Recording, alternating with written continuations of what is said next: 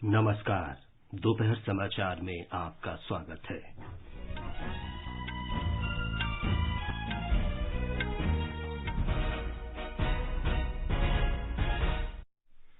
प्रधानमंत्री नरेंद्र मोदी ने जम्मू कश्मीर में 20,000 करोड़ रुपए की कई विकास परियोजनाओं का लोकार्पण किया। कहा, इन परियोजनाओं से आर्थिक प्रगति को नई गति मिलेगी और युवाओं के लिए रोजगार के अवसर बढ़ेंगे। सांबा जिले का पल्ली गांव देश का पहला कार्बन उत्सर्जन मुक्त पंचायत बना। प्रधानमंत्री नरेंद्र मोदी ने देश में डिजिटल भुगतान में वृद्धि पर संतोष व्यक्त किया। आकाशवाणी से मन की बात कार्यक्रम में प्रधानमंत्री ने कहा, यूपीआई तेजी से देश की अर्थव्यवस्था का हिस्सा बना। प्रधानमंत्री ने जल संरक्षण पर बल दिया। उन्होंने कहा, जल की उपलब्धता या कमी किसी भी देश की प्रगति और गति को निर्धारित करती है। श्री मोदी ने कहा, भारत आजादी के अमृत महोत्सव के दौरान जल संरक्षण के संकल्प के साथ आगे बढ़ रहा है। उन्होंने कहा, देश के प्रत्येक जिले में 75 अमृत सरोवर बनाए जाएंगे। विदेश मंत्री डॉक्टर सुब्रमण्यम जयशंकर ने नई दिल्ली में अर्जेंटीना के विदेश मंत्री सांतियागो कैफियरो से वार्ता की। अमेरिका के विदेश मंत्री एंटनी ब्लिंकन और रक्षा मंत्री लॉयड ऑस्टिन आज यूक्रेन की राजधानी कीव जाएंगे। उपराष्ट्रपति एम वेंकैया नायडू आज बेंगलुरु में खेलो इंडिया विश्वविद्यालय खेल का उद्घाटन करेंगे। और मुंबई में आईपीएल क्रिकेट में लखनऊ सुपर जायंट्स का मुकाबला मुंबई इंडियंस से।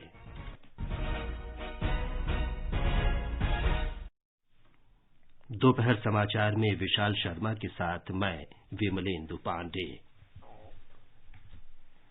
प्रधानमंत्री नरेंद्र मोदी ने जम्मू कश्मीर में 20,000 करोड़ रुपए से अधिक की कई विकास परियोजनाओं का उद्घाटन और शिलान्यास किया। उन्होंने आज सांबा जिले के पल्ली पंचायत में देश भर की ग्राम सभाओं को संबोधित करते हुए कहा कि इन परियोजनाओं से जम्मू कश्मीर के विकास को बढ़ावा मिलेगा। आजादी के 7 दशकों के दरमियान जम्मू कश्मीर में मात्र 17,000 करोड़ रुपए का ही प्राइवेट इन्वेस्टमेंट हो पाया था। 7 दशक में 17,000 और पिछले 2 साल के भीतर ये आंकड़ा 38,000 करोड़ रुपए पहुंचा है। दोस्तों, 38,000 करोड़ रुपए यहां इन्वेस्टमेंट के लिए प्राइवेट कंपनियां आ रही है। श्री मोदी ने कहा कि आज कश्मीर में पंचायती राज दिवस का मनाया जाना बदलाव का प्रतीक है। उन्होंने कहा कि ये बड़े गर्व की बात है कि अब जम्मू कश्मीर में लोकतंत्र जमीनी स्तर पर पहुंच गया है। 3 साल पहले पूरे राज्य में 5,000 करोड़ रुपया ही उनके नसीब होता था और उसमें लेह लद्दाख सब आ जाता था। लेकिन पिछले 2 साल में जो गति आई है, इस बार बजट में जिलों के पास 22,000 करोड़ रुपए सीधे सीधे पंचायतों के पास विकास के लिए दिए जा रहे हैं। इतने छोटे राज्य में ग्रास रूट लेवल की डेमोक्रेटिक सिस्टम के द्वारा विकास के काम के लिए कहां 5,000 करोड़ और कहां 22,000 करोड़ रुपए ये काम हुआ है। भाइयों, प्रधानमंत्री ने कहा कि केंद्र सरकार की सभी योजनाएं घाटी में लागू की जा रही हैं और लोग इनका लाभ उठा रहे हैं। जम्मू कश्मीर में जिन लोगों को वर्षों तक आरक्षण का लाभ नहीं मिला था, वे भी अब इसका लाभ उठा रहे हैं। जम्मू कश्मीर के विकास को नई रफ्तार देने के लिए राज्य में तेजी से काम चल रहा है। इन प्रयासों से बहुत बड़ी संख्या में जम्मू कश्मीर के नौजवानों को रोजगार मिलेगा। इससे पहले प्रधानमंत्री ने दिल्ली अमृतसर कटरा एक्सप्रेसवे की आधारशिला रखी। उन्होंने सांबा में 108 जन औषधि केंद्रों और पल्ली गांव में 500 किलोवाट सौर ऊर्जा संयंत्र का उद्घाटन किया। श्री मोदी ने 3,100 करोड़ रुपए से अधिक की लागत से बने बनिहाल काजीकुंड सड़क सुरंग का भी उद्घाटन किया। लगभग 8.5 किलोमीटर लंबी इस सुरंग से बनिहाल और काजीकुंड के बीच सड़क की दूरी 16 किलोमीटर कम हो जाएगी और यात्रा समय लगभग 1.5 घंटे कम हो जाएगा। प्रधानमंत्री ने किश्तवाड़ जिले में चिनाब नदी पर 850 मेगावाट की रतले जल विद्युत परियोजना और 540 मेगावाट की क्वार जल विद्युत परियोजना की आधारशिला भी रखी। उन्होंने जम्मू कश्मीर के लोगों को बधाई देते हुए कहा कि पल्ली भारत का पहला कार्बन उत्सर्जन मुक्त पंचायत बनने की राह पर है। प्रधानमंत्री नरेंद्र मोदी ने देश में डिजिटल भुगतान की बढ़ती संस्कृति पर संतोष व्यक्त किया है। आकाशवाणी से आज मन की बात कार्यक्रम में उन्होंने कहा कि यूपीआई तेजी से देश की अर्थव्यवस्था का हिस्सा बन रहा है और लोग इसके माध्यम से दूर दराज के गांवों और छोटे शहरों में भी लेन देन कर रहे हैं। भीम यूपीआई तेजी से हमारी इकोनॉमी और आदतों का हिस्सा बन गया है। अब तो छोटे छोटे शहरों में और ज्यादातर गांवों में भी लोग यूपीआई से ही लेन देन कर रहे हैं। डिजिटल इकोनॉमी से देश में एक कल्चर भी पैदा हो रहा है। गली नुक्कड़ की छोटी छोटी दुकानों में डिजिटल पेमेंट होने से उन्हें ज्यादा से ज्यादा ग्राहकों को सर्विस देना आसान हो गया है। उन्हें अब खुले पैसों की भी दिक्कत नहीं होती। आप भी यूपीआई की सुविधा को रोजमर्रा के जीवन में महसूस करते होंगे। श्री मोदी ने कहा कि देश में फिनटेक से जुड़े कई नए स्टार्टअप सामने आ रहे हैं। उन्होंने कहा कि देश में प्रतिदिन हजारों करोड़ रुपए का डिजिटल लेन देन हो रहा है। कहीं भी गए कैश ले जाने का, बैंक जाने का, एटीएम खोजने का झंझट ही खत्म। मोबाइल से ही सारे पेमेंट हो जाते हैं। आपके इन छोटे छोटे ऑनलाइन पेमेंट से देश में कितनी बड़ी डिजिटल इकोनॉमी तैयार हुई है। इस समय हमारे देश में करीब 20,000 करोड़ रुपए के ट्रांजैक्शन हर दिन हो रहे हैं। पिछले मार्च के महीने में तो यूपीआई ट्रांजैक्शन करीब 10 लाख करोड़ रुपए तक पहुंच गया।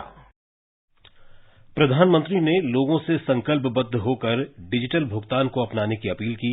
उन्होंने डिजिटल भुगतान प्रणाली का इस्तेमाल करने वाली 2 लड़कियों सागरिका और प्रेक्षा का भी उदाहरण दिया, जिन्होंने दिल्ली में कैशलेस डे आउट के साथ प्रयोग किया। दिल्ली की 2 बेटियां सागरिका और प्रेक्षा ने ऐसे ही कैशलेस डे आउट का एक्सपेरिमेंट किया। सागरिका और प्रेक्षा दिल्ली में जहां भी गई उन्हें डिजिटल पेमेंट की सुविधा उपलब्ध हो गई। यूपीआई क्यूआर कोड की वजह से उन्हें कैश निकालने की जरूरत ही नहीं पड़ी। यहां तक कि स्ट्रीट फूड और रेहड़ी पटरी की दुकानों पर भी ज्यादातर जगह उन्हें ऑनलाइन ट्रांजैक्शन की सुविधा मिली। प्रधानमंत्री ने कहा कि प्रौद्योगिकी आम लोगों के जीवन को बदल रही है। इसने दिव्यांगों के जीवन को भी आसान बना दिया है और उन्हें नई ऊंचाइयों तक पहुंचने में सक्षम बनाया है। उन्होंने कहा कि सरकार दिव्यांगों के लिए संसाधनों और बुनियादी ढांचे को सुलभ बनाने के लिए लगातार प्रयास कर रही है। उन्होंने ऐसे ही एक संगठन voice of specially abled peoples का जिक्र किया।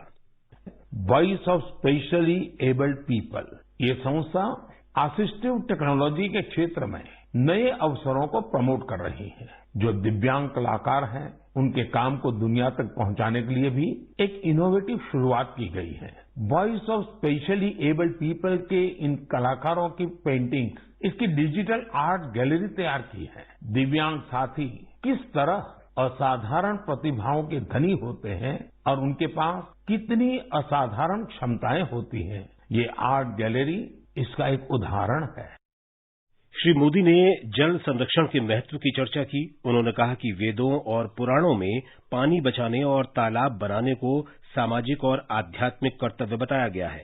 वाल्मीकि रामायण में जल संरक्षण और जल स्रोतों को जोड़ने पर विशेष बल दिया गया है। उन्होंने कहा कि सिंधु, सरस्वती और हड़प्पा सभ्यताओं के दौरान भी जल स्रोतों को परस्पर जोड़ने की प्रणाली मौजूद थी। प्रधानमंत्री ने कहा कि इस समय आजादी के 75वें साल में आजादी के अमृत महोत्सव में देश जिन संकल्पों को लेकर आगे बढ़ रहा है उनमें जल संरक्षण एक है। उन्होंने कहा कि अमृत महोत्सव के दौरान देश के हर जिले में 75 अमृत सरोवर बनाए जाएंगे। मेरा आप सभी से आग्रह है, आप अपने इलाके के ऐसे पुराने तालाबों, कुओं और सरोवरों के बारे में जानें। अमृत सरोवर अभियान की वजह से जल संरक्षण के साथ साथ आपके इलाके की पहचान भी बनेगी। जल से जुड़ा हर प्रयास हमारे कल से जुड़ा है।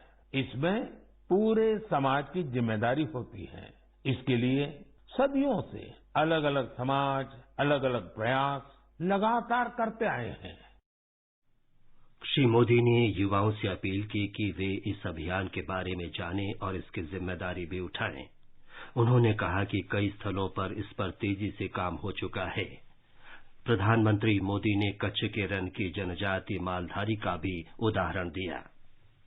कच्छ के रण की एक जनजाति मालधारी जल संरक्षण के लिए वृदास नाम का तरीका इस्तेमाल करती है। इसके तहत छोटे कुएं बनाए जाते हैं, आसपास पेड़ पौधे लगाए जाते हैं।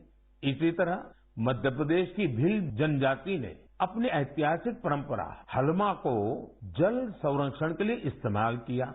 इस जनजाति के लोग पानी से जुड़ी समस्याओं का उपाय ढूंढने के लिए एक जगह पर एकत्रित होते हैं। हलमा परंपरा से मिले सुझावों की वजह से इस क्षेत्र में पानी का संकट कम हुआ है और भूजल स्तर भी बढ़ रहा है।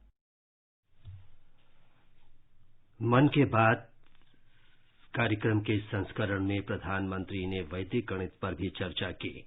श्री मोदी ने जोर देकर कहा कि विज्ञान के हर सिद्धांत को गणितीय सूत्र के माध्यम से व्यक्त किया जाता है, चाहे वो न्यूटन के नियम हो या आइंस्टीन के प्रसिद्ध समीकरण। गणित तो ऐसा विषय है जिसे लेकर हम भारतीयों को सबसे ज्यादा सहज होना चाहिए। आखिर गणित को लेकर पूरी दुनिया के लिए सबसे ज्यादा शोध और योगदान भारत के लोगों ने ही तो दिया है। शून्य यानी जीरो की खोज और उसके महत्व के बारे में आपने खूब सुना भी होगा। अक्सर आप ये भी सुनते होंगे कि अगर जीरो की खोज न होती तो शायद हम दुनिया की इतनी वैज्ञानिक प्रगति भी न देख पाते। श्री मोदी ने कहा कि इंटेल कंपनी के मुख्य कार्यकारी अधिकारी ने उन्हें हाल ही में एक पेंटिंग दी थी जिसमें गणना या माप की एक भारतीय पद्धति को वामन अवतार के माध्यम से दर्शाया गया था। श्री मोदी ने कहा कि आचार्य पिंगला जैसे संतों ने बाइनरी विधि की परिकल्पना की और आर्यभट्ट और रामानुजन जैसे गणितज्ञों ने गणित के सिद्धांतों पर काम किया। श्री मोदी ने गणित को कठिन विषय मानने वाले छात्रों को प्रोत्साहित करते हुए कहा कि भारतीयों के लिए गणित कभी भी कठिन विषय नहीं रहा है। श्री मोदी ने लोगों को आने वाले सभी पर्वों और त्योहारों की अग्रिम शुभकामनाएं दी। आने वाले दिनों में देश में ईद का त्योहार भी आने वाला है। 3 मई को अक्षय तृतीया और भगवान परशुराम की जयंती भी मनाई जाएगी। कुछ दिन बाद ही वैशाख बुद्ध पूर्णिमा का पर्व भी आएगा। ये सभी त्योहार संयम, पवित्रता, दान और सौहार्द के पर्व हैं। आप सभी को इन पर्वों की अग्रिम शुभकामनाएं। इन पर्वों को खूब उल्लास और सौहार्द के साथ मनाइए। प्रधानमंत्री मोदी ने लोगों से मास्क पहनने और हाथ धोने जैसे सभी कोविड प्रोटोकॉल का पालन करने का आग्रह किया। ये समाचार हमारी वेबसाइट newsonair.com/hindi और हमारे mobile app news on AIR पर भी उपलब्ध हैं।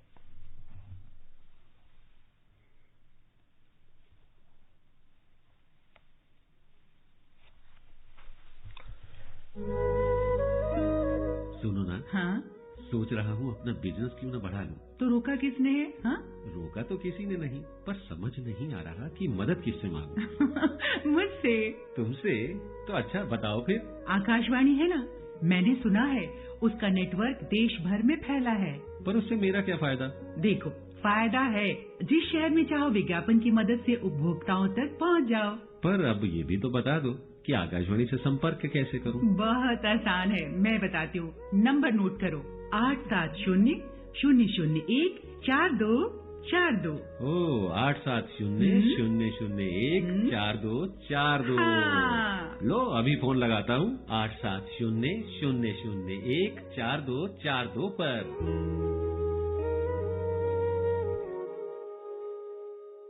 दोपहर समाचार में आपका फिर स्वागत है। आगे बढ़ने से पहले मुख्य समाचारों पर एक नजर। प्रधानमंत्री नरेंद्र मोदी ने जम्मू कश्मीर में 20,000 करोड़ रुपए की कई विकास परियोजनाओं का लोकार्पण किया। कहा, इन परियोजनाओं से आर्थिक प्रगति को नई गति मिलेगी और युवाओं के लिए रोजगार के अवसर बढ़ेंगे। सांबा जिले का पल्ली गांव देश का पहला कार्बन उत्सर्जन मुक्त पंचायत बना। प्रधानमंत्री नरेंद्र मोदी ने देश में डिजिटल भुगतान में वृद्धि पर संतोष व्यक्त किया। आकाशवाणी से मन की बात कार्यक्रम में प्रधानमंत्री ने कहा, यूपीआई तेजी से देश की अर्थव्यवस्था का हिस्सा बना। प्रधानमंत्री ने जल संरक्षण पर बल दिया। उन्होंने कहा कि जल की उपलब्धता या कमी किसी भी देश की प्रगति और गति निर्धारित करती है। श्री मोदी ने कहा, भारत आजादी के अमृत महोत्सव के दौरान जल संरक्षण के संकल्प के साथ आगे बढ़ रहा है। उन्होंने कहा, देश के प्रत्येक जिले में 75 अमृत सरोवर बनाए जाएंगे। विदेश मंत्री डॉक्टर सुब्रमण्यम जयशंकर ने नई दिल्ली में अर्जेंटीना के विदेश मंत्री सांतियागो कैफिएरो के साथ वार्ता की।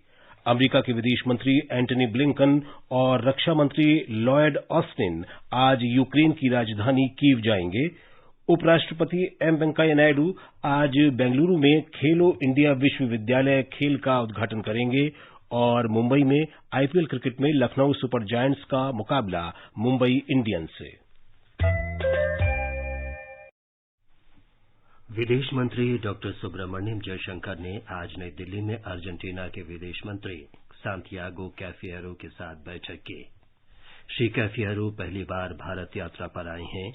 दोनों मंत्रियों ने व्यापार और कृषि, फार्मास्यूटिकल, इलेक्ट्रॉनिकी, ई मोबिलिटी, रक्षा और परमाणु ऊर्जा के क्षेत्र में सहयोग बढ़ाने पर चर्चा की।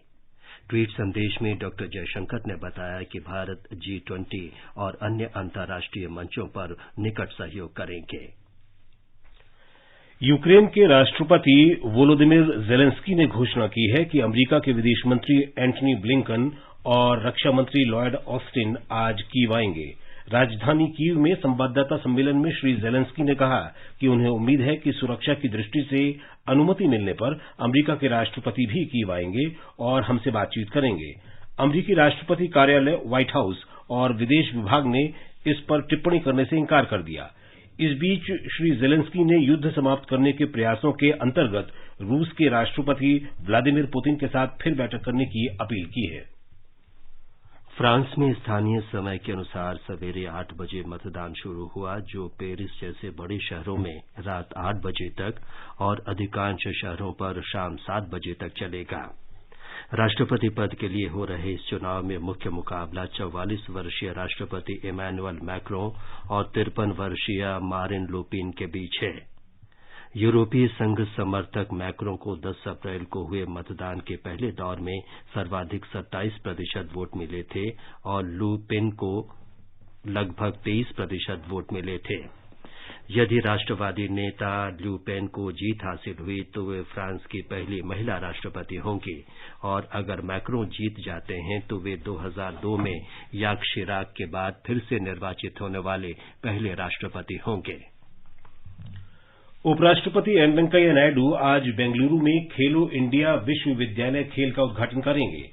कोविड के बाद खेलों का यह सबसे बड़ा आयोजन होगा। प्रधानमंत्री नरेंद्र मोदी ने बेंगलुरु में खेलो इंडिया विश्वविद्यालय खेल के आयोजन पर प्रसन्नता व्यक्त करते हुए कहा कि इन खेलों से युवा खेल प्रतिभाओं को विकसित करने में मदद मिलेगी। उन्होंने ये भी कहा कि वे आज शाम खेलों के शुभारंभ पर अपना संदेश साझा करेंगे। इन खेलों का दूरदर्शन के कई चैनल, पीआईबी डिजिटल चैनल और आकाशवाणी से सीधा प्रसारण होगा।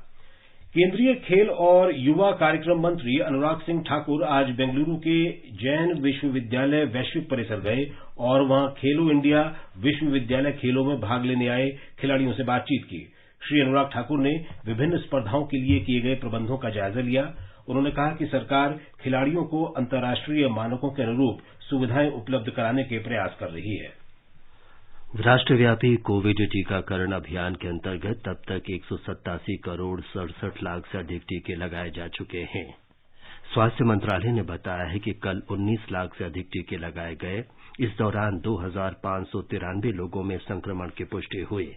इस समय 15,873 संक्रमित लोगों का इलाज किया जा रहा है। स्वस्थ होने की दर 98.75% है।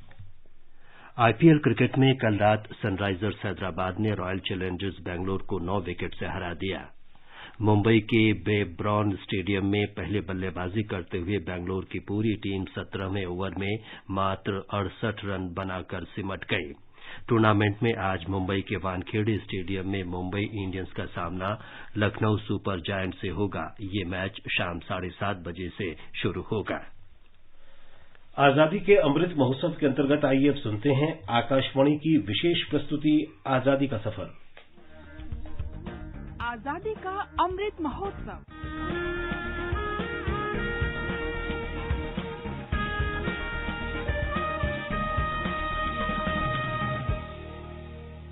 आजादी का सफर आकाशवाणी समाचार के साथ एक राष्ट्र का उदय। भारत का गौरवशाली स्वतंत्रता संग्राम आधुनिक विश्व में घटित महानतम संघर्षों में से एक है। आकाशवाणी समाचार प्रतिदिन आपके लिए लेकर आता है इस स्वतंत्रता आंदोलन की एक झलक।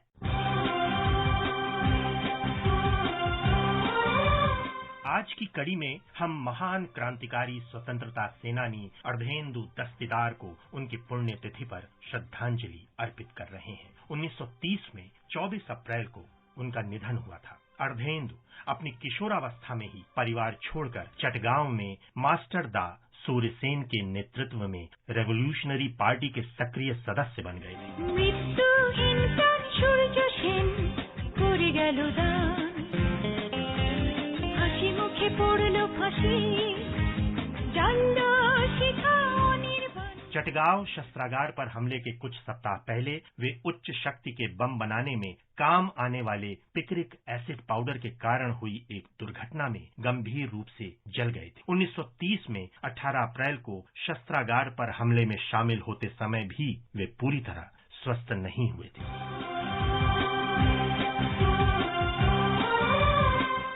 22 अप्रैल को जब क्रांतिकारियों ने जलालाबाद पहाड़ियों में ब्रिटिश सेना से मोर्चा लिया तो अर्धेंदु को पेट में गहरी चोट लग गई, जिसके कारण वे बेहोश हो गए। अगले 23 अप्रैल को कुछ गांव वासियों ने पहाड़ी की चोटी से अर्धेंदु को घायल अवस्था में पड़ा देखा और उन्हें चटगांव अस्पताल ले जाया गया। उन्होंने ये बताने से इनकार कर दिया कि चोट कैसे लगी है। वे चट्टान की तरह अचल और अडिग थे। कुछ और घंटों तक अर्धेंदु मौत से जूझते रहे और आखिरकार 24 अप्रैल 1930 को उनकी मृत्यु हो गई। स्वदेश की माटी के महान सपूत अर्धेंदु दस्तीदार को हमारा सादर नमन। झूमे जहर चरण के नीचे मैं उमंग में गाऊं, ओ तान तान फन प्याल की तुझ पर मैं बांसुरी बजाऊं।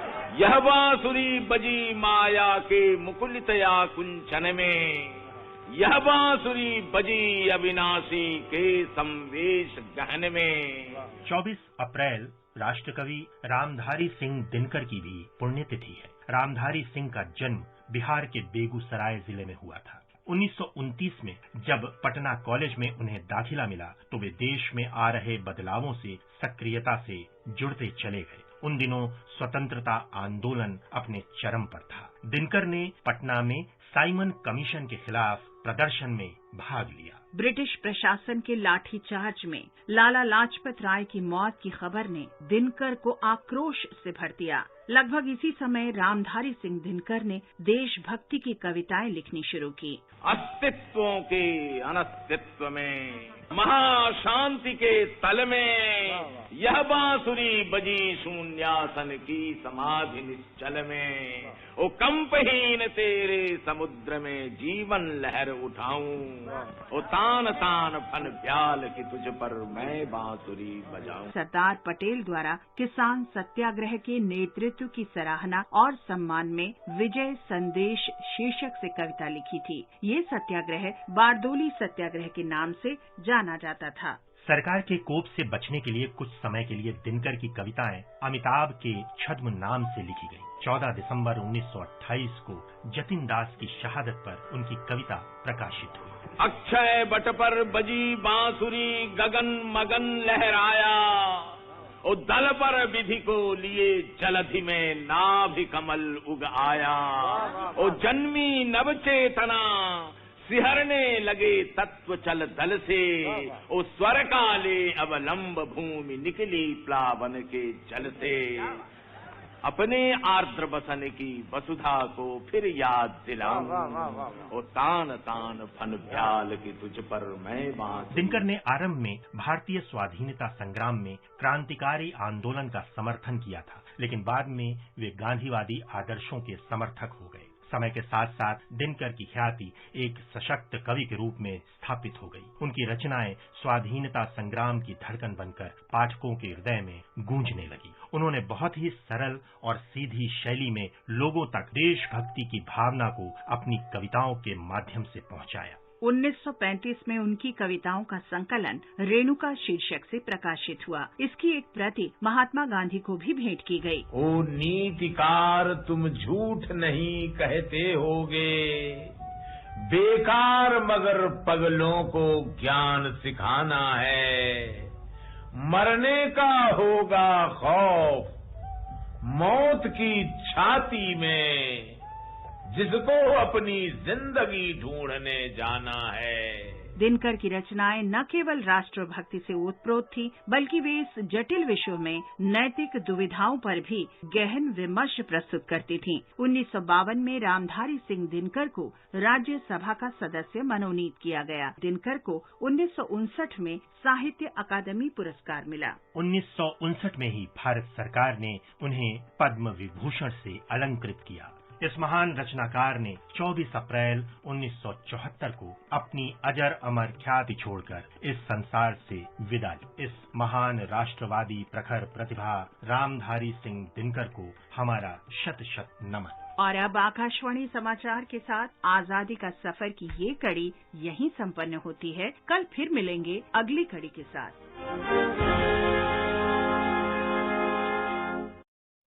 और अब आज का संस्कृति संदेश समर्पित है हुनर हाट को।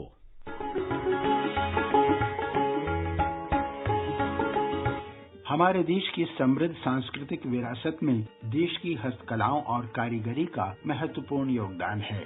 आज के कारीगरों का ये कौशल उन्हें न केवल आत्मिक संतोष देता है, बल्कि उनकी आजीविका का साधन भी बनता है। कला और हुनर की इस विरासत को संरक्षित और प्रोत्साहित करने के लिए सरकार कई कदम उठा रही है। इस पहल को आगे बढ़ाते हुए केंद्रीय अल्पसंख्यक मंत्रालय समय समय पर हुनर हाट का आयोजन करता है। इसी कड़ी में मुंबई के बांद्रा कुर्ला कॉम्प्लेक्स के MMRDA ग्राउंड में 16 से 27 अप्रैल तक 40वें हुनर हाट का आयोजन किया जा रहा है। केंद्रीय सूचना एवं प्रसारण और युवा खेल मंत्री श्री अनुराग ठाकुर ने 17 अप्रैल को इसका उद्घाटन किया। इस अवसर पर उन्होंने कहा कि हुनर हाट की पहल से आत्मनिर्भर भारत को मजबूत किया जा रहा है। और अब एक नजर आज के मौसम पर। राजधानी दिल्ली में दिन में तेज हवाएं चल सकती हैं। मुंबई और कोलकाता में आसमान साफ रहेगा। चेन्नई में आंशिक रूप से बादल छाए रहेंगे। जम्मू और गिलगित में मुख्य रूप से आसमान साफ रहेगा। मुजफ्फराबाद में दोपहर या शाम को आंशिक रूप से बादल छा सकते हैं। श्रीनगर और लेह में कहीं कहीं बादल छाए रहेंगे। श्रीनगर में बारिश या धूल भरी आंधी चल सकती है। गुवाहाटी, इम्फाल, शिलंग, आइजोल, कोहिमा, ईटानगर, गांगटोक और अगरतला में आमतौर पर बादल छाए रहेंगे और 1 या 2 बार गरज के साथ बारिश की संभावना है। इन शहरों में तापमान 13 डिग्री सेल्सियस से 36 डिग्री सेल्सियस के बीच रहने की संभावना है। अंत में मुख्य समाचार एक बार फिर। प्रधानमंत्री नरेंद्र मोदी ने जम्मू कश्मीर में 20,000 करोड़ रुपए की कई विकास परियोजनाओं का लोकार्पण किया। कहा, इन परियोजनाओं से आर्थिक प्रगति को नई गति मिलेगी और युवाओं के लिए रोजगार के अवसर बढ़ेंगे। सांबा जिले का पल्ली गांव देश का पहला कार्बन उत्सर्जन मुक्त पंचायत बना। प्रधानमंत्री नरेंद्र मोदी ने देश में डिजिटल भुगतान में वृद्धि पर संतोष व्यक्त किया। आकाशवाणी से मन की बात कार्यक्रम में प्रधानमंत्री ने कहा, यूपीआई तेजी से देश की अर्थव्यवस्था का हिस्सा बना। प्रधानमंत्री ने जल संरक्षण पर बल दिया। उन्होंने कहा, जल की उपलब्धता या कमी किसी भी देश की प्रगति और गति निर्धारित करती है। श्री मोदी ने कहा, भारत आजादी के अमृत महोत्सव के दौरान जल संरक्षण के संकल्प के साथ आगे बढ़ रहा है। देश के प्रत्येक जिले में 75 अमृत सरोवर बनाए जाएंगे। विदेश मंत्री डॉक्टर सुब्रमण्यम जयशंकर ने नई दिल्ली में अर्जेंटीना के विदेश मंत्री सांतियागो कैफियरो के साथ वार्ता की। इसके साथ ही दोपहर समाचार का ये अंक समाप्त हुआ। नमस्कार।